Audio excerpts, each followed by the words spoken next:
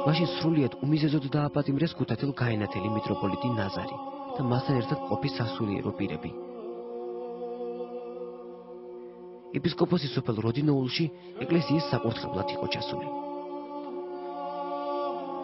მდინარეებს თავს ღამის 12 საათზე დაესხნენ.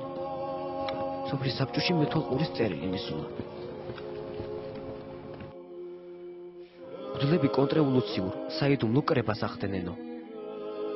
უშიშროების არქივში ინახება ის სქემა, რომელიც ზუსტად ასახავს იმ ღამეს, სოფელ როდინოულში მომხდარ ამბავს.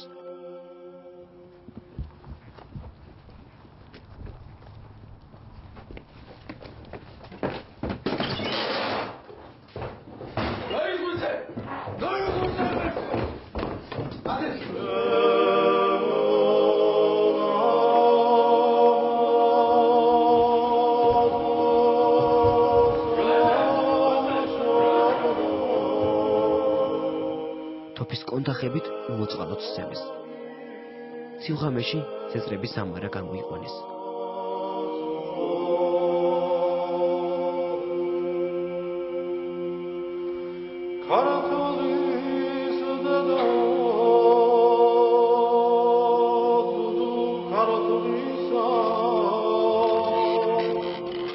სოფელში შეუკლეს, ურემზე დააკრეს და ქუთაისში ასე ჩაიყვანეს. თან გზაში აგინებდნენ და უმოწყალოდ სცემდნენ.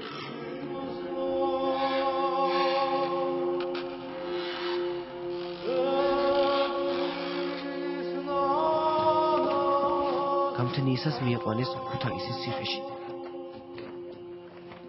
საშინელ ჟურღმულში ჩაიყვანეს. სინათლე არსაიდან შედიოდა. მუხამედ ძალიან ციოდა. ნელსაკნებში ჩაკეტეს. იმავე ციხეში მყოფი მღვდელი ვასილ დოლაბერიძე წერდა. სულ ფეხის ხმა მოისმის. სწორედ ახლა ჩვენთან მოდიან. მაგრამ არა, ისევ ფეხის ხმა. არა შეჩანან. მოვიდნენ ბარემ რაღაც უყურებენ ეს ოხრები. ასეთი ფეხის ხმა ხშირია. სული სულ დაილია და ეს არის. აი ნეტა როდის გათენდება. ეს ოხერი ღამეს რაღა ამაღამ გაგრძელდა ჩვენს ჯინაზე. რომ რთენდება. აგერ სადღაც მოსახლეობაში მამლაყინწა მიყივლა. ეს ხომ ჩვენი სიცოცხლის მახარობელია. ხუმრობა საქმეა. ის განთიადის მახარობელია და თუ გაგვითენდა ამაღამ ერთი დღის სიცოცხლის გარანტია ხელთა გვაქვს.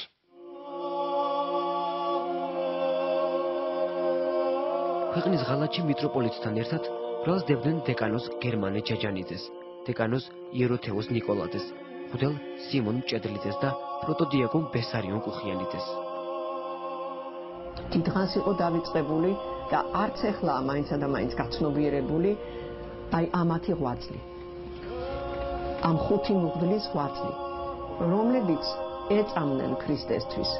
როდესაც დამშვიდებოდა და თავშდებოდა ამსგავსე და იწევდა ხოლმე ლოცვას.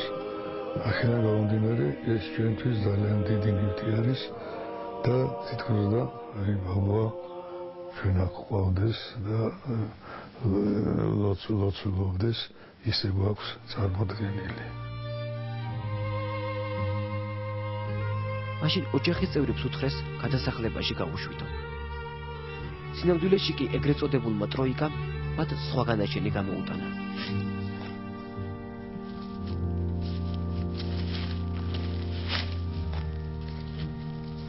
იმ დღეს შემოდგომისათვის შეუფერებელი, სუსხიანი ამინდი იდგა. სასულიერო პირებს გაუვალ დღეში რამდენიმე ჯალათი მიაცილებდა.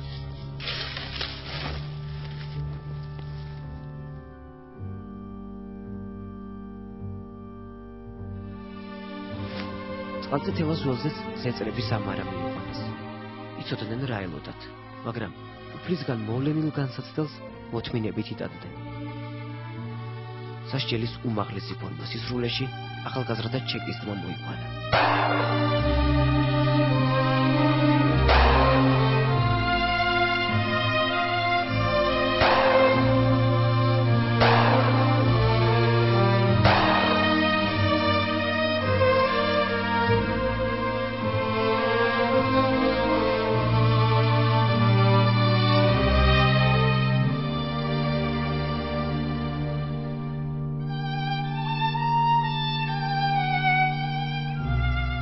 ამბობდნენ, დახვრეტილებზე მიყრილი მიწა გამთენიისას ფეთქავდაო. თურმე კუნესაც ისმოდა, მაგრამ ახლოს მისვლა ვერავინ გაბედა. მას შემდეგ იმ ადგილას კიდევ მრავალი სასული